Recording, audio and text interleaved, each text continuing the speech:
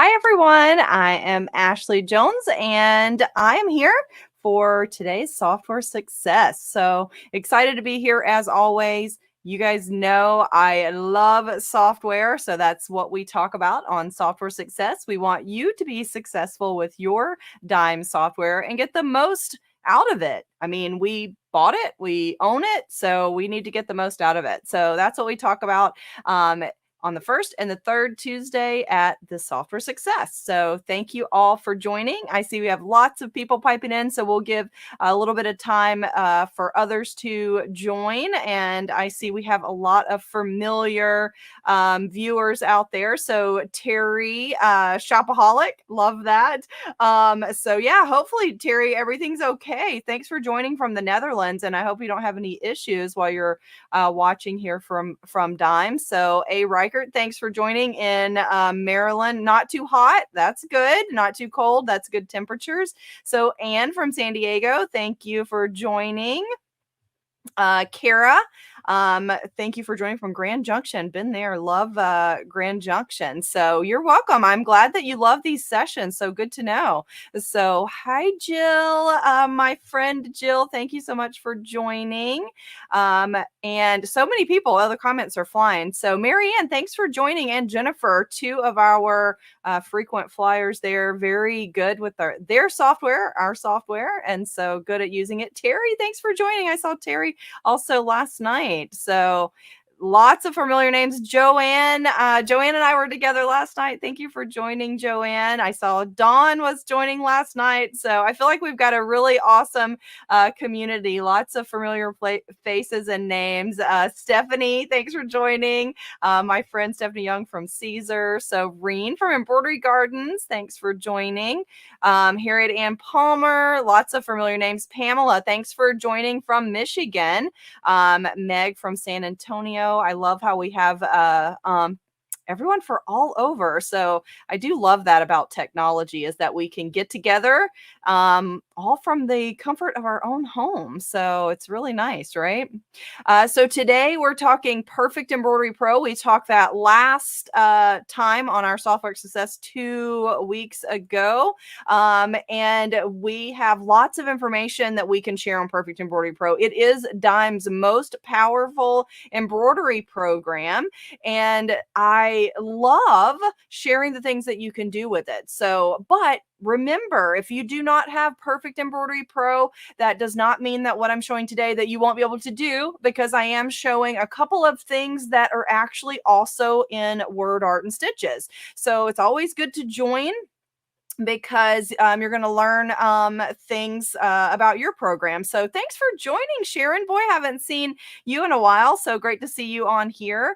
And just so thankful that everybody's here and wants to learn about their software. So, okay, so Perfect Embroidery Pro. Now, let me just, while people are still joining. So last week, or 2 weeks ago, if you were not here, I also talked about how do you know what's new when we add something to an update. So a lot of times it's fixing bugs, but sometimes it's actually new features. So you can actually locate a file right from within your software that tells you everything that is added. Anytime it tells you for an update, that's a good place to go to look. So in your software, under the help menu, there's an option to check for updates.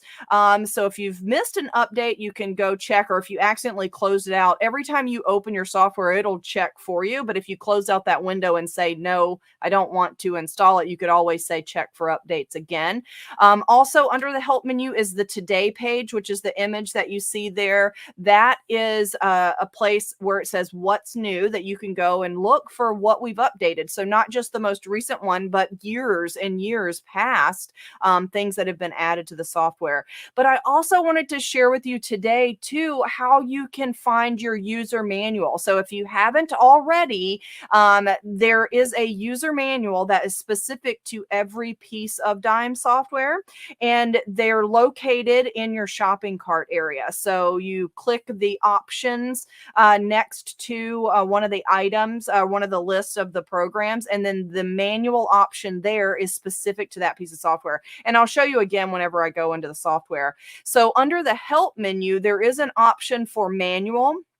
But that manual is Embroidery Toolshed's manual. So the features that are Embroidery Toolshed, if you have the free Embroidery Toolshed, those features are listed in the manual under the help menu. But for all of you guys out there that own another piece of DIME software, that manual for Embroidery Toolshed, all of those features you also, of course, have because you not only have Embroidery Toolshed, but you have another piece of DIME software too. So just wanted to clarify on that, and I'll show you where you can go to find those options. So, and I've got several different designs planned for showing you some different techniques today and some of the built-in tools. So there are some tools specific to PEP, but like I said, I'm going to use a couple of them that actually are inside of Word Art and Stitches also.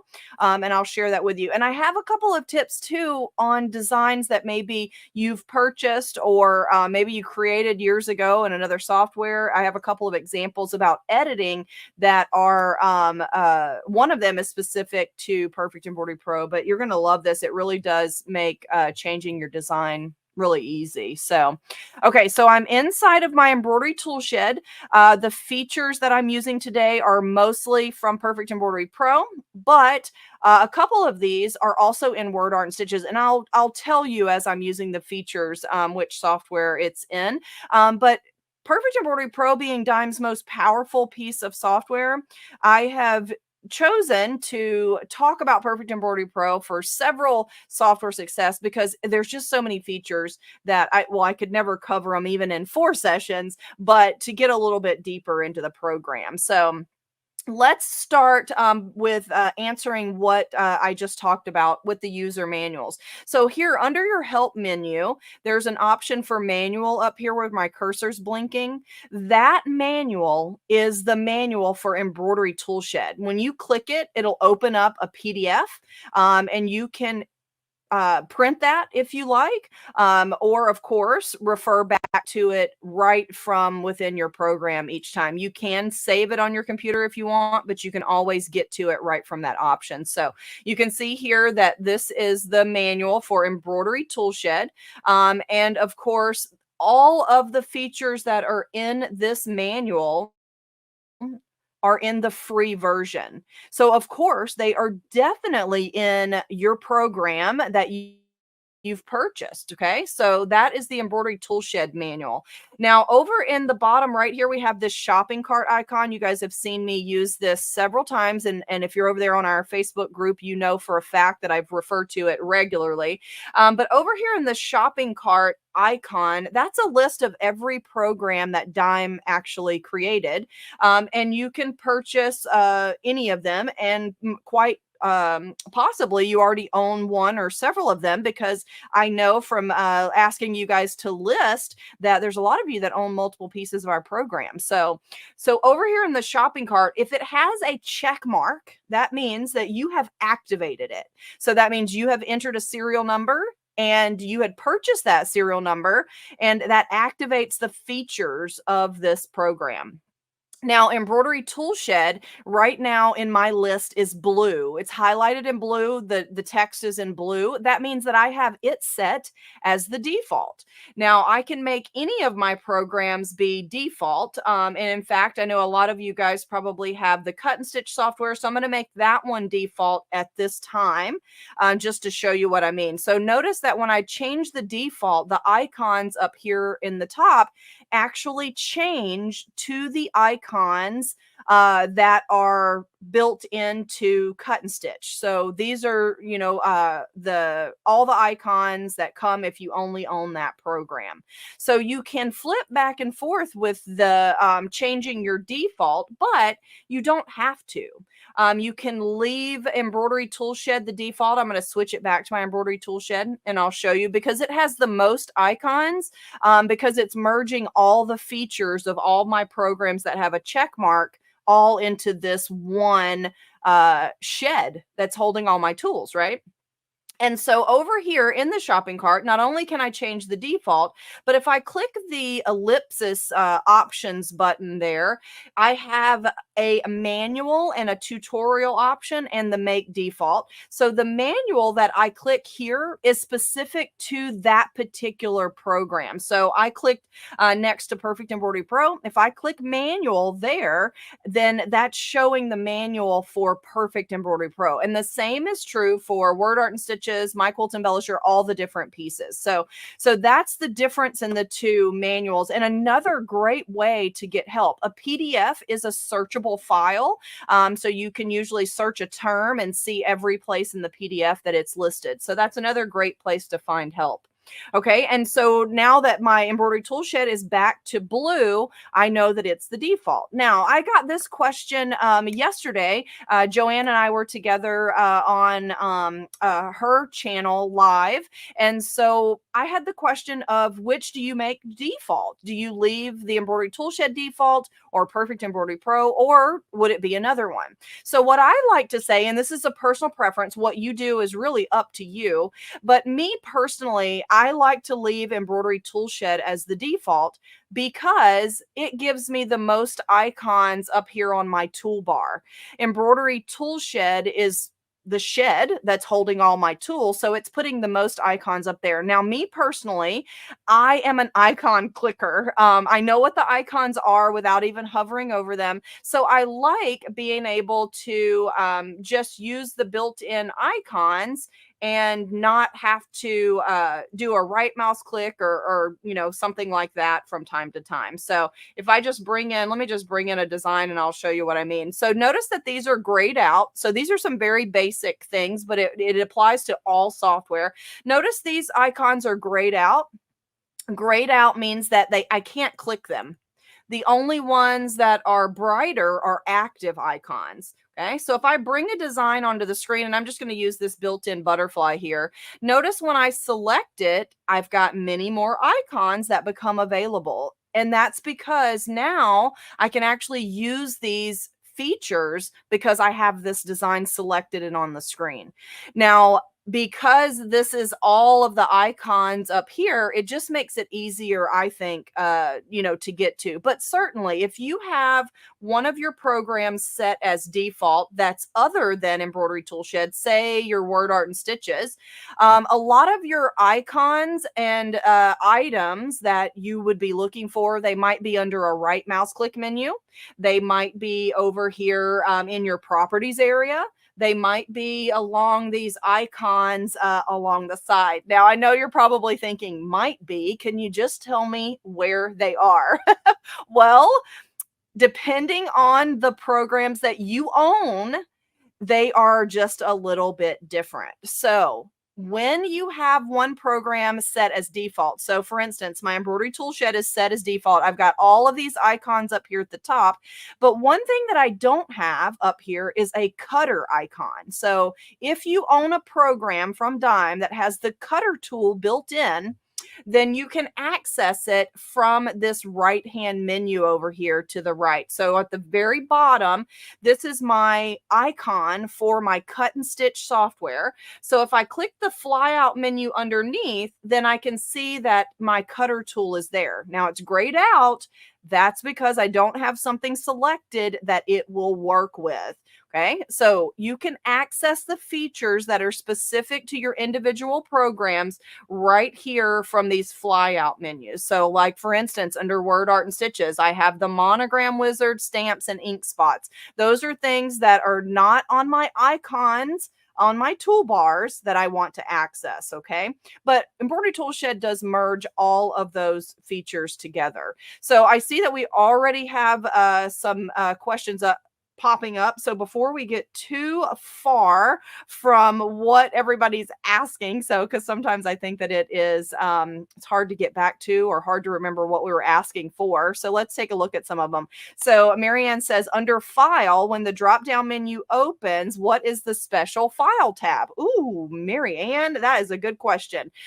So that special File tab that Marianne's talking about, under File and Special Files, this is something that is specific. This long list is specific to Perfect Embroidery Pro, but your embroidery program may also have a special file type. So these file types are the files that live in the libraries that are built into our software program. So for instance, let's find one that would be very obvious. So open for the applique or monogram. Those might be fine. So if you click on one, so if I wanted to save this butterfly and I click save monogram, it's going to pop up to the folders that are in my monogram wizard. So 1 letter, 2 letter, 3 letter, 4 letter, and name. And then I can actually save a file here and it will show up in my library. It's a specific type of file, this particular one, an MTM file for the monogram, but it would then show up in my library. So I'm going to save this design and I'll show you what I mean. So I'm going to click save and it's my butterfly here. So the monogram wizard is actually under bubble text. So I'm going to go over here and click my monogram wizard and click open. Do you see how I have 1 letter, 2 letter, 3 letter, 4 letter, and name? So that was the same location. And if I click there in that main folder, there's my butterfly that I saved. So that's what those special file types are. So that is actually an excellent question. And those file types you can save in your library from Perfect Embroidery Pro.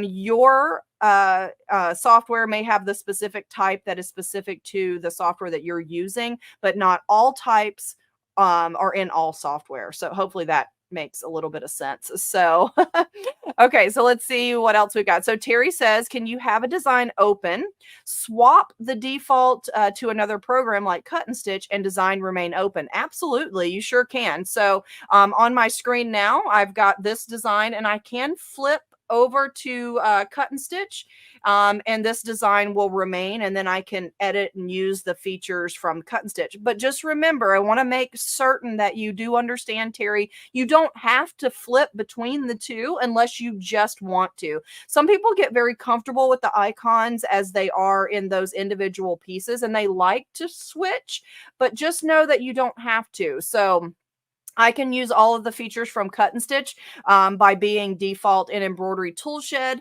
and accessing those features either from my right mouse click menu or my cut menu underneath. So that or my fly out menu over here to the right. So that's another very good question. So, and then Tina says, I have a PEP program. Can I install it on my Mac? If so, how can I get my registration number from? Any phone number for tech support? Yes. So hopefully we have a team member that's watching that could put that number in the chat for me. So we do have tech support for registrations that you could call a phone number and just say, hey, I want to put my software on my second computer. Can I get my second activation? Because you can use your software on 2 computers at any given time with that one serial number. So yes, Tina, hopefully a team member will put that in there. If not, you can also go to inspiredbydime.com and the support tab will get you to that link there. And actually, I see that it's already been answered. Look at that. There's the phone number to get to the desk for your registration. Very good question. So, hey, Cindy, I saw Cindy last night too. So I love that she is joining me. She said, I'm going to try my hardest to learn this software. So Cindy, take it one step at a time. That's all you have to do. So, of course, you guys know, if you have questions, let me know. So, and Laura, thanks for joining, Laura, another frequent flyer. She said, in ETS, I don't see the icon for my block piecer. Okay, so let's talk about that. So what Laura is referring to over here on my right-hand side of my icon. So the My Block Piecer icon is the yellow one that looks like a quilt square on it. So if you do not see My Block Piecer, Laura, and you absolutely have a check mark next to it, then I would maybe reach out to technical support as well and see what you can do. I know in the past, for me personally, I've done an unregister and a re-register, and then that just seemed to magically make everything work. If you haven't yet, always, when you're having some weird thing happen, always try to close out your software, reboot your computer, give that a shot first. and then take the next step to talk to technical support or maybe do something like the unregister. If you do choose to try the unregister under the help menu and your activation, you can see if I do not select anything, I have the option to unregister here. When you click unregister, it actually unregisters every DIME program that you have. And the nice thing about that is if you're moving it to a new computer, then you can release those serial numbers by unregistering, and then you can go install it and then activate those. If you don't remember your serial numbers, just choose the program from the drop-down list. I'm not going to do that because then it will show my serial number. And so if you choose your program from the list, it will then show your serial number. And then look at that, I did it anyway. It'll show your serial number in the information down here below. So when you do that, you can actually record your serial number so that when you go to the next computer, you can have it and type it in. So, but if you unregister and try to register on the same computer, it actually knows what the serial number is there and you don't have to re-enter it. So that's a few things for you to try if it's not showing up. So, and then Terry said, do all of the fonts in Word Art and Stitches populate in PEP? They absolutely do. That's another really good question. So if I'm over in my text tool here and I click on my screen to add text to my design and I click over here to take a look at my catalog. This is all of the fonts that I own that are digitized. So here you can see that I've got some in different colors.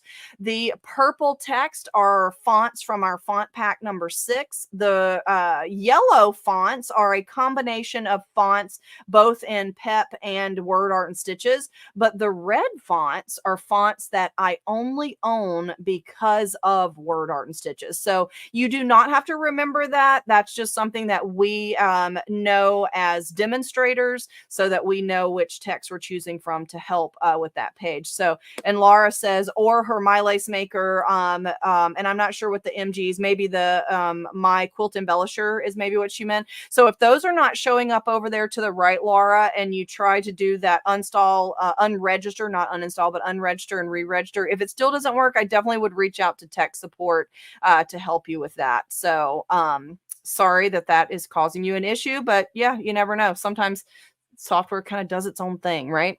Okay, so now let's see a few more things here. So I want to show you last week, just to recap, we actually used this wizard to locate an image and then let the wizard digitize that design for us, that image. Okay, so this time I'm going to do something a little bit different. I'm still going to choose an image. This is just a PNG file. You could also do JPEG. But I wanted to point out here, last week we did the auto, which means that the software is going to choose which type of stitches to go in which area.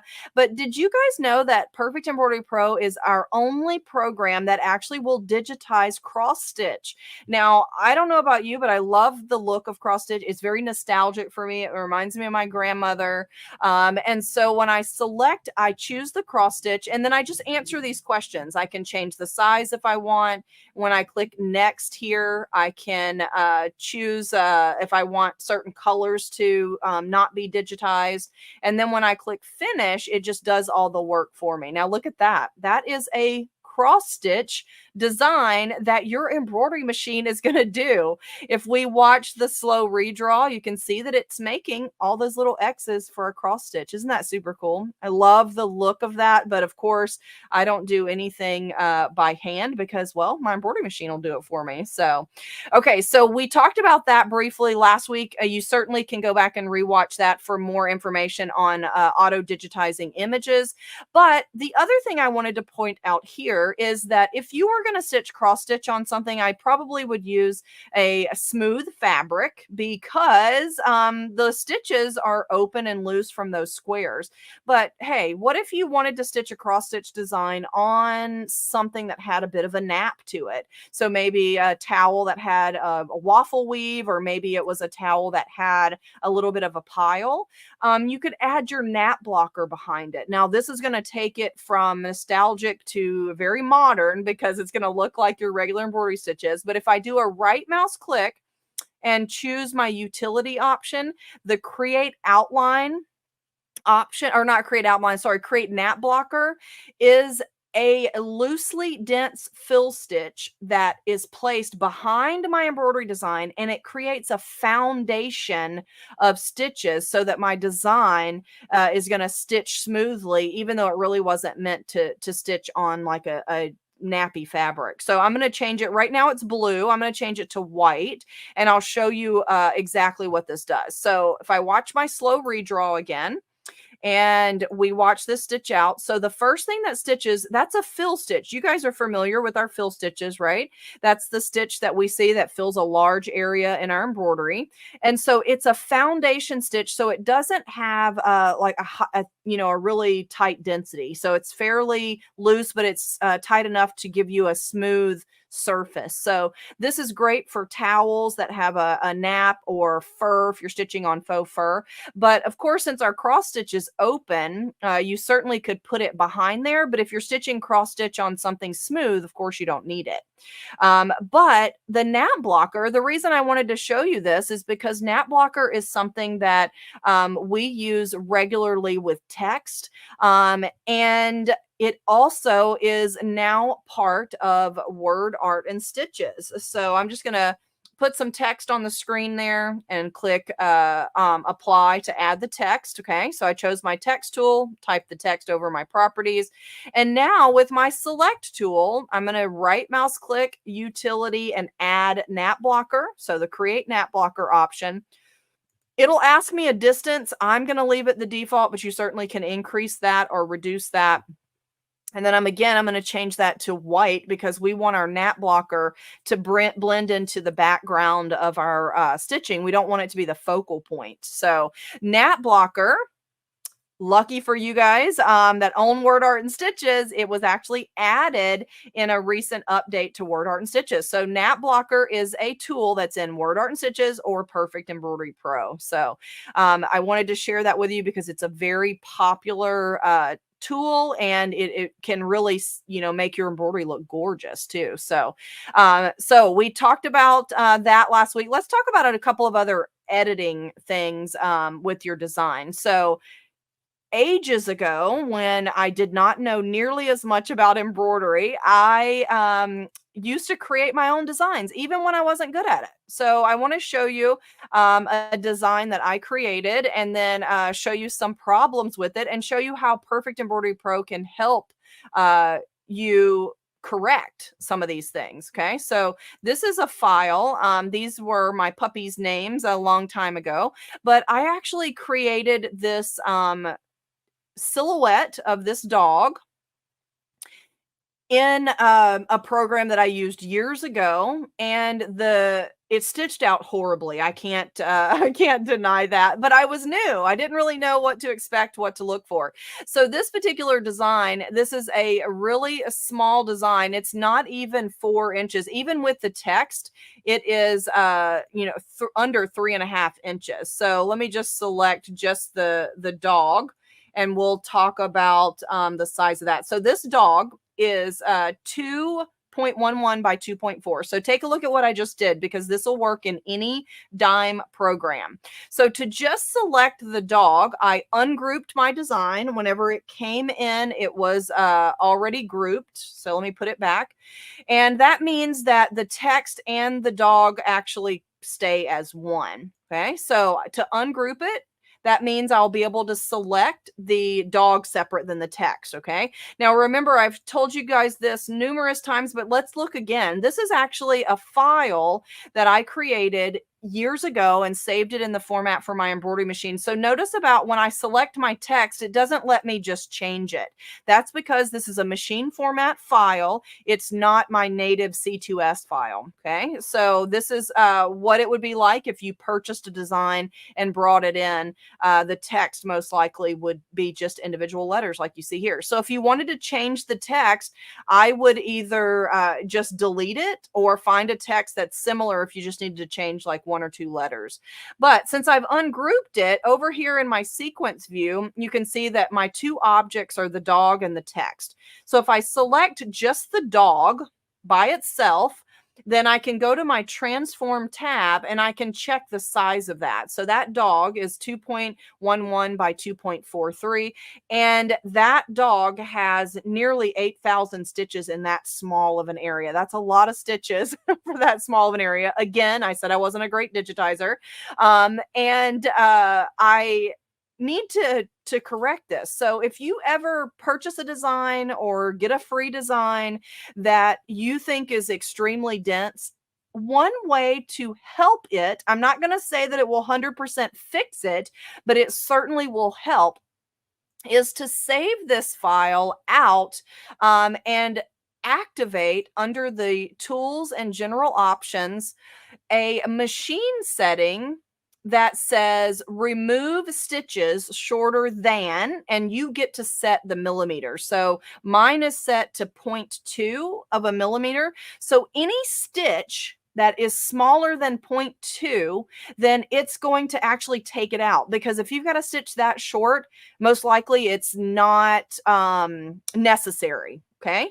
So that Deborah Jones taught me this, and so I love this this tip. And so again, don't think that it's an automatic fix, but it certainly can save you from time to time. So choose that option, make sure it's turned on, and say okay. And then now I'm going to save this file out to my machine format. So file, save as, and I'm just going to go right back to my desktop here where it was before. And then I'm going to choose my machine format, and then I'm going to click save. It's just design 5, but I know that. Okay. And so I'm going to close this out and open it back up. So that was 85 something thousand stitches before I closed it. And so I'm going to open the one that we saved here. And this now does have fewer stitches than the original file. So that's one way to help the actual design get a little bit better. Again, it's not a good fix, but it's just a tip that might help you. And I want to share another one that is also from Deborah that I absolutely love. When you're getting designs, we always recommend getting designs from a reputable company, because then they're going to stitch out perfect. Okay. And so this is another file that I created, years ago. And it actually stitches out fine, but it's a good example. So this is an applique megaphone here. And again, I can look over here in my sequence view and I can see that it is all broken up. There's my placement, my tack down, the satin handle. You can see how it highlights as I move through it. And then the megaphone here is the satin stitch part that's selected now. If you've ever had a design that doesn't grab your fabric really well, maybe the designer chose a thinner stitch and you would like to beef it up. Maybe it does catch perfectly fine, but you just want to beef it up. We briefly mentioned this last week, but changing the push pull is a way that you can do that. So under the pull push tab in your properties, you can adjust by percentage the pull compensation or by absolute value. And I'll show you the difference. So for this one, since it's the same width all the way around, I'm going to do up to 130% so you can really see it. So watch this satin stitch here when I click apply. So you can see that it just got fatter. So that is an easy way to edit a design that maybe you did not create. So these are just tips for editing. These are some things that our Perfect Embroidery Pro has the capability of doing, not just creating your own design. You can edit as well. Now, let me talk about this. So I'm going to go over and let's do a drawing that can demonstrate. I thought I already had it open, but I don't. So let me go to a new page. And that percentage of push pull. So let me talk to you about what that is. So I'm going to just draw a thin rectangle here with my artwork tool. So I just selected artwork and I drew a rectangle. Now I could turn that into stitches over on my effects panel. You guys are familiar with that. Fill, things like that. You could have it just be a run stitch. But what I want to do is I want to edit it a little bit. So I'm going to use my shape tool and I'm just going to drag the center because I'm trying to make a point here. And now I'm going to fill that with a satin stitch. So you can see that it gets narrow in the center and it's thick on the end, but my steel stitch is the same width all the way. Okay. If we apply a percentage of push pull, it's going to take a percent of the width of these stitches and increase it. So the percentage of this end is going to be different than the percentage of the center. So if you use the absolute value, you would get the same amount of pull comp throughout the whole thing. But this particular one, since it's the same width, you could apply percentage because it's the same width throughout that column stitch. So the percentage is going to be the same for the entire length of the stitch. So that was a question that we kind of briefly touched on last week, and I thought it would be worth a little more explanation this time. So just to talk about the difference of the percentage versus the absolute value. So, okay, so another thing that I want to show you is the name drop feature, but let's see if we have any questions before we go on to that.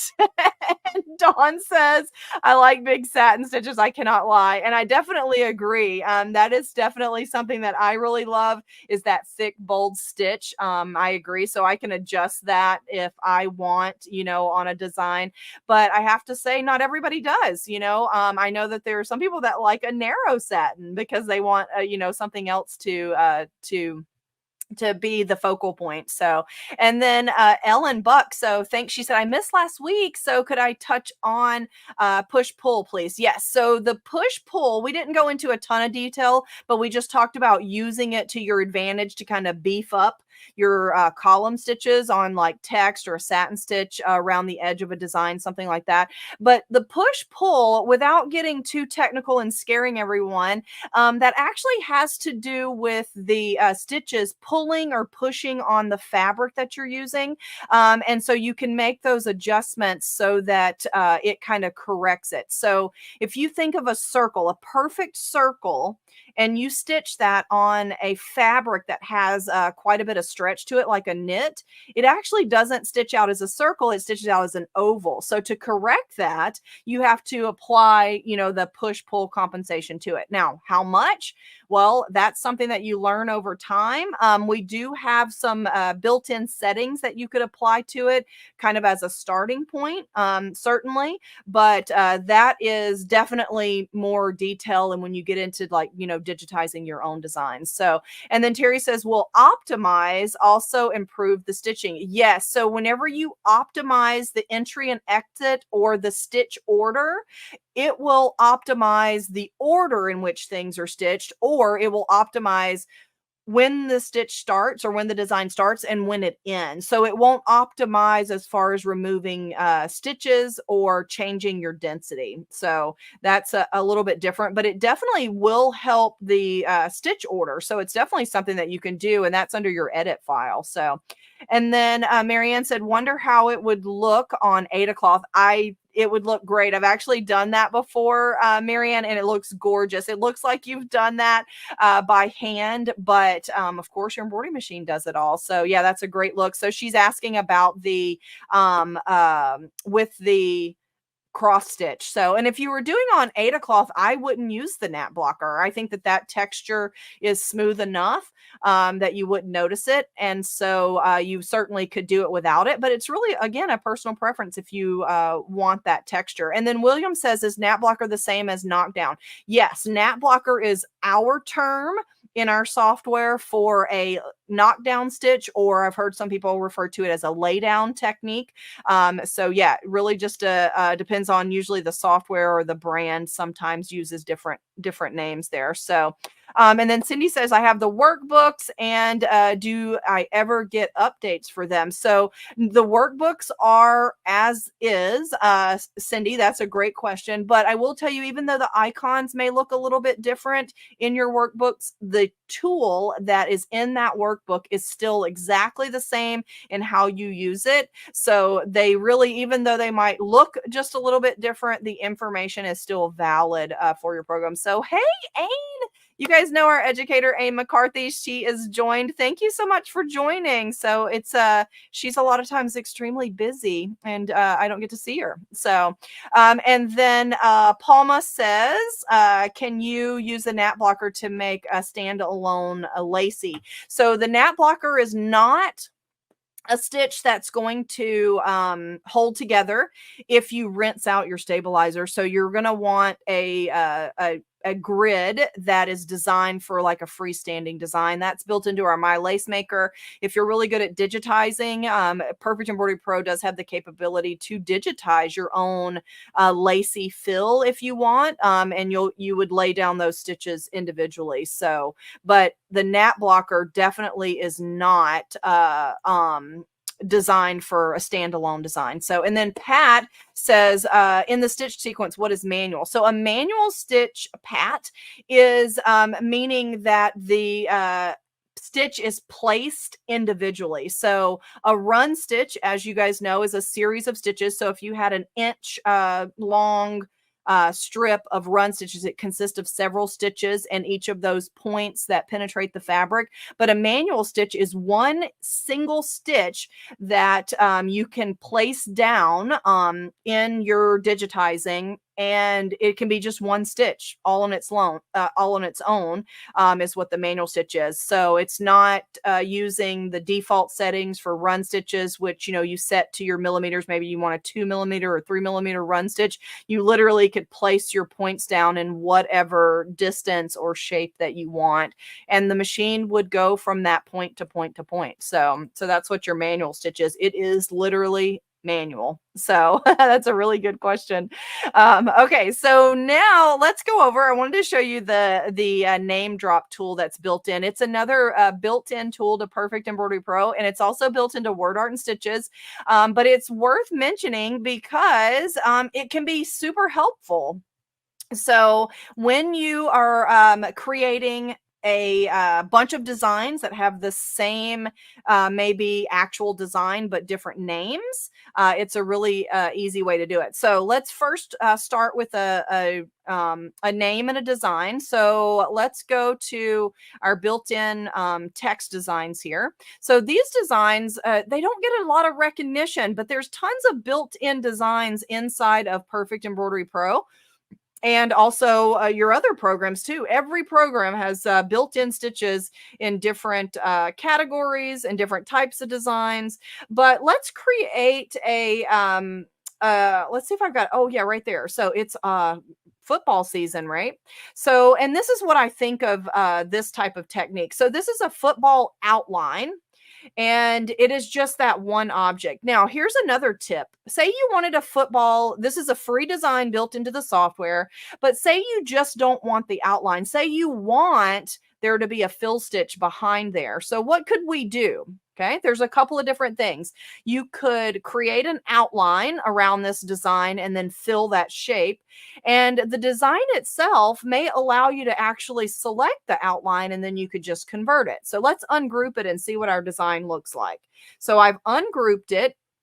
And then if I push the plus here, you can see all the runs and satin stitches that make up this design. So I'm going to just select the outside shape of the football, and just this one shape. I'm going to slide it out of the way so you can see. I only have this piece selected here, and I'm going to undo to put it back. So my undo key. Now I'm going to copy and paste just that one piece that I have selected. So copy and paste. When you paste, it pastes right on top. So let me slide that one out of the way to show you what happened. Okay, so now we have our full football here, and then we have this extra stitch shape here. I'm going to select this one, and I'm going to group it back together so I don't accidentally mess up any of my parts here. But now this shape, instead of it being that stitch around the outside there, which is my satin stitch, I'm going to convert that. So I'm going to go to my effects panel here, and I'm going to change that to the fill stitch. I'm going to change that to the brown of a football. So down here in my color chip, I'm going to right mouse click on number 7, and that changes the color of my fill stitches. And let's change the color of our football. So I select it, and then I'm going to do a right mouse click on the white. And now I'm going to select, I'm going to really move this and so you can see this happen. I'm going to select everything, click and drag a box or Control A, and I'm going to use my center align. It's going to put everything over top of the center, each other. Okay. So then now look what I just did. So the design that I had for free in my software was an outline of a football, but I was able to add, those fill stitches behind it. Okay, so now I'm going to rotate this just slightly by using the handles around my design, just because I want it to look like a football that's flying through the air. And so I just rotated that just slightly. And now let's add text, okay? You guys know that text is built into a lot of DIME programs. It's a feature that we use a ton. And so to me, it's always worth working with text. So I select my text tool, and I add the name up here that I want underneath my football. And if you want to change the color, you can right mouse click on your color chip below, whatever you prefer. But now I've got this one design. Okay, so I can change the text maybe to a different font type. It really doesn't matter, but just wanted to show you that, of course, you can select any type of text that you want. So maybe just something Arial looks more,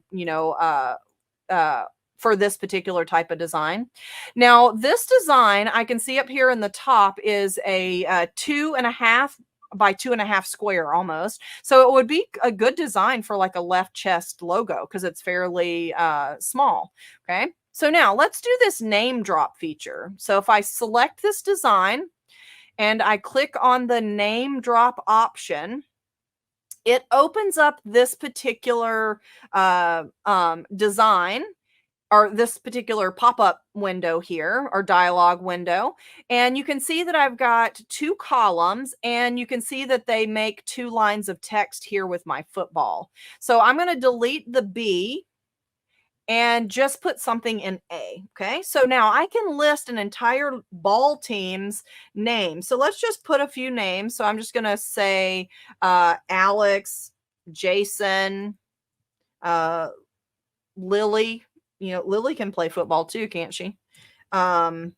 I played powder puff football, so love that. And then, just list your name. So maybe it's Steven. So keep listing your entire names. You can also import from like an Excel sheet or a delimited document where we put the commas, things like that. And so then when you click on any one of these and click the preview, it'll show you what it's going to look like. So now you can put the text above. You can change it to below if you want. And of course, it's not moving it. So there we go to the right. Let's go to, so bottom is the design. Sorry, the decor, not the text. So I'm going to go to top. There we go. And so I can change that. Now, what's going to happen? I have 3 different designs here or 4 different names with the same design. When I click save, it's actually going to save out every one of those as either individual files or one files. Do you see right here? It says create a single file or individual files. Well, if I was going to embroider those, I need them to be individual files. So I'm going to not check that, and I'm going to click save. And then let's just do it on my desktop. That's the easiest. And I'm going to call this our name drop, so we can see. And then of course you want to make sure you put it in the format for your embroidery machine. So if you, whatever brand you stitch on, choose that format, click save, and it then will save each one of those into an individual file. So look at that. So I'm going to do my view. Now remember, I can see these icons because I have Perfect Stitch Viewer. So that's why they look like this. But notice with that one click, it saved 4 different designs for me. So I can really make a long list if you're ever doing multiples of one particular item. So I always think of ball teams when I think this, but of course it might be a family, maybe a family reunion or a girls trip that you're making multiple shirts with the same design. So the name drop feature is a really easy way to create those quickly. So, and it'll save out all of those individual files. And of course, right now it's set to my Arial text, but you would change that in your properties over here, just as you would change your text normally. So if you changed it to, say, a different type of text, that's the text it would bring into to your name drop if you've got that selected. So I've got to select the whole design. So, and let me close that, select everything and do your name drop, and then see my Aurora text right there. So really easy, right? So I love that. That's in Word Art and Stitches. It is also in Perfect Embroidery Pro. So it's a really cool feature. So let me see if we have any questions. I see a bunch of things popping up on that. So Callie, thanks for joining. Callie, she says name drop themes are only in PEP. It's in PEP and Word Art and Stitches. So name drop is in PEP and Word Art and Stitches. And so, yeah, really, you know, it's a time saver. That's what your software can do for you. It's really can help save time. Can that still work with the name? Was on the football. Yes, one of the settings in there was to center it, and it would be right over the center of the football. So the choices were center, bottom, you know, top, bottom, center, left, right. So you could choose the center one and have it right across the football. So great idea. And in whatever design you have selected. So where can this be purchased? Mary said. So Mary, I'm using Perfect Embroidery Pro mainly, but I've also used a couple of things too that are in Word Art and Stitches. So depending on which feature you're talking about being purchased, I would check with your local dealer that sells DIME software. That's going to give you the best option for the best price. But we do also have it on our site if you don't have a local dealer.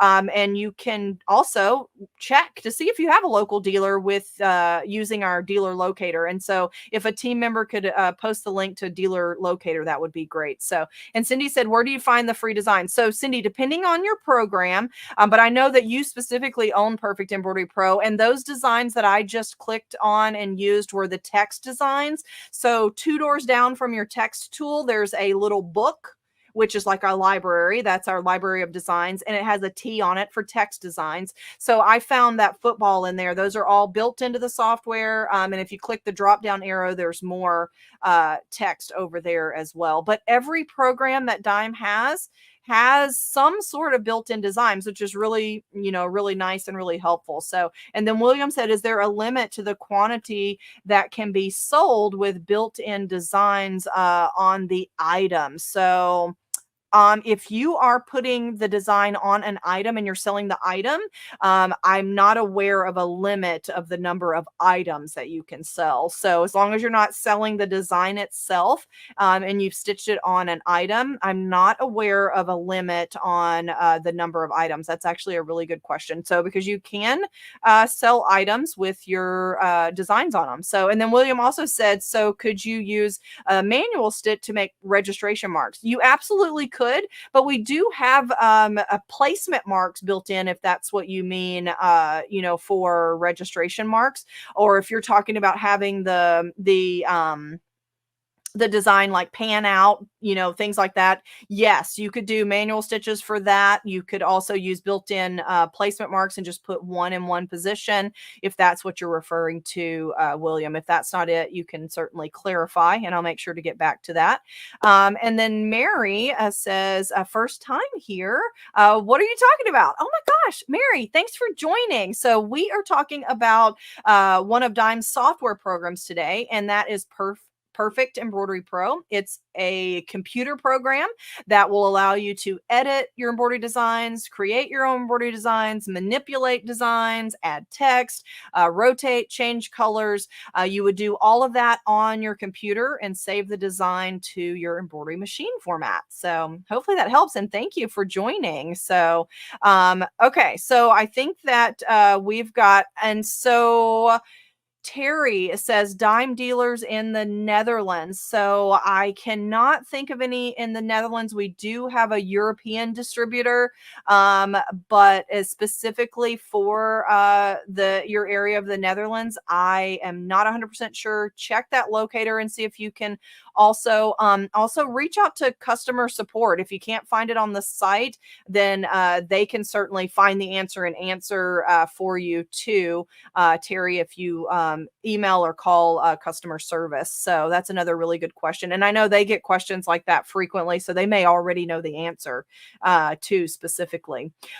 Okay, so then Cindy says, if the Perfect Stitch Viewer is the free version of Embroidery Tool Shed, I'm assuming, how do you get it in my PEP software that I purchased? So the Perfect Stitch Viewer is not a program that you have to get or anywhere. If it's installed on your computer, Cindy, all you have to do is open up your folder and it kind of runs in the background. So Embroidery Tool Shed, houses all of your programs. And so you don't have to, as long as you've activated them, you don't have to worry about running Perfect Stitch Viewer for it to work.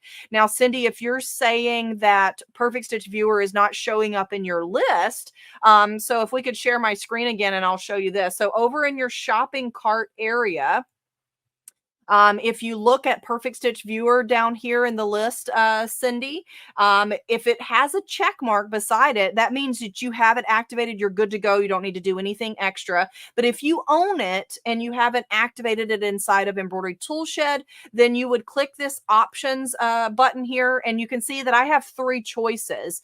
But you will have another one. If there's no check mark there, you will have the option to activate it, and then you'll put your serial number in there and it'll make sure that it is activated and ready to go. So that's actually a really, really good question. So, and then Mary says, PEP, does PEP store designs so that you can see them? The program itself does not store them, but what you would want to do if you like to use them from within the program. Over here in the bottom right, I have this little book called, that's our library. That library, you can see that I can access my designs from the library. They're not actually inside of the program. This design library is actually viewing a folder that's on my computer. So if I do a right mouse click on the word design and say show content, it will actually open the folder location. So if you will put your designs in the folder location, see DIME Designs, then it will actually show up inside of your software. It's not actually moving them there. This folder is just viewed from within the software. So hopefully that makes sense for viewing your designs. That's actually a really good question too. So, and then Harriet Ann Palmer says Perfect Stitch Viewer is awesome. I definitely agree. That's another program I couldn't live without because it allows you to view your designs as little images too. So I love that.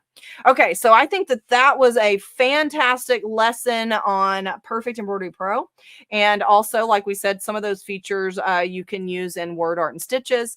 But I want to mention to you guys, especially I know Mary said she's new here.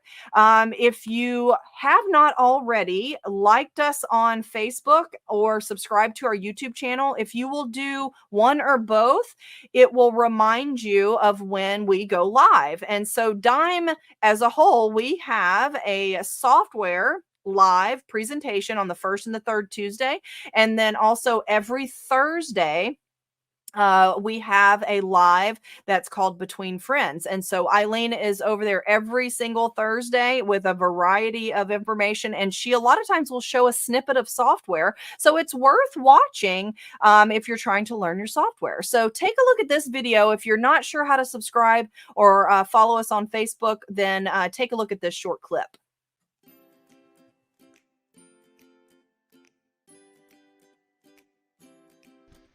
In this video, we'll show you how to subscribe to a YouTube channel and follow a Facebook page. Let's start with YouTube. First, open your web browser and navigate to youtube.com.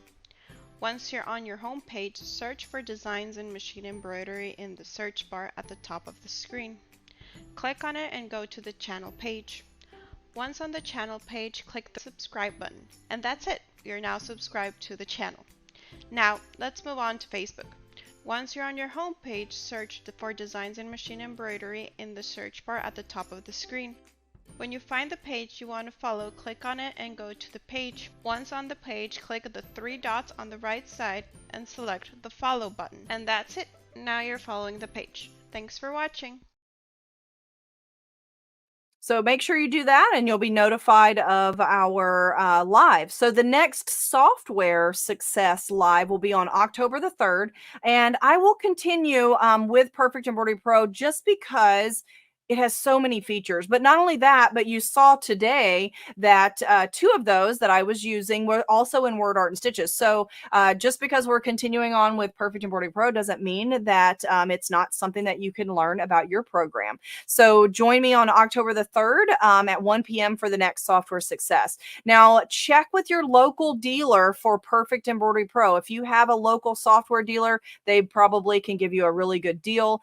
If you choose to, you can purchase the Perfect Embroidery Pro from our site, and that's the dzgns.com site. And if you search under our software, you'll be able to find that option. And so just before we go, Terry asked one last question about creating layered or overlapped applique in PEP.